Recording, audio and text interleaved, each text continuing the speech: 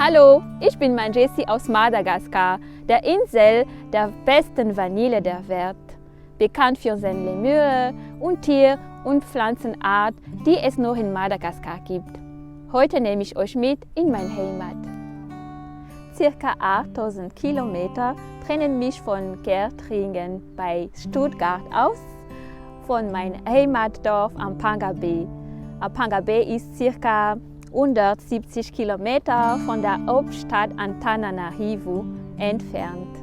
Ich präsentiere euch.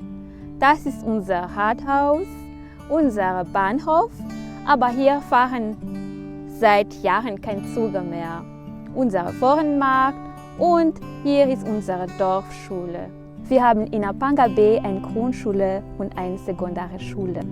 Wenn Kinder wie Mami und Faniri die weiterführende Schule, ein Gymnasium besuchen wollen, um ihre Wünsche, ihre Träume zu verwirklichen, müssen sie 10 Kilometer ins nächste Dorf gehen.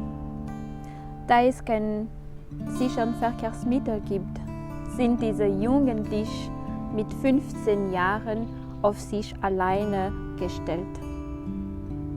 Wegen der Entfernung zwischen Ampanga Bay und dem nächsten Dorf Ambwasari wohnen sie mit ihren Freunden und Geschwistern oder einfach alleine in einfachen Wohnungen.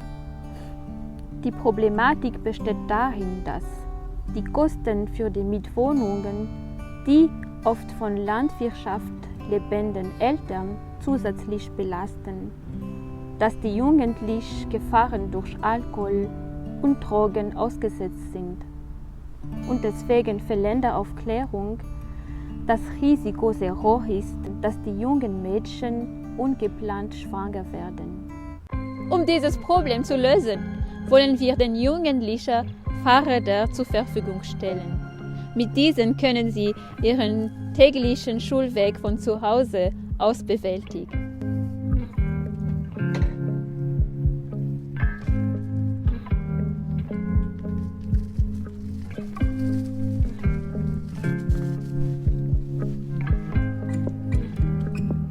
Wir sind der Verein Leuchte Madagaskar.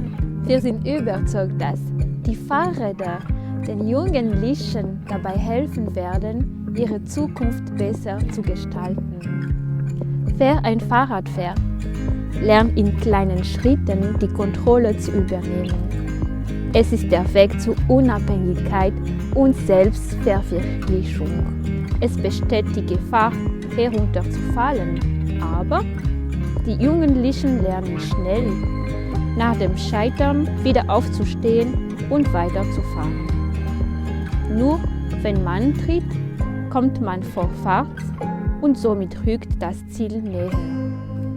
Kennst du das Gefühl, wenn du mit dem Fahrrad bergab fährst? Die Freiheit und das Gefühl der Selbstbestimmung? Bist du bereit, dieses Gefühl zu teilen? Wir sind der Verein Leuchte Madagaskar. Wir möchten dem Problem der jungen Menschen ein Ende setzen.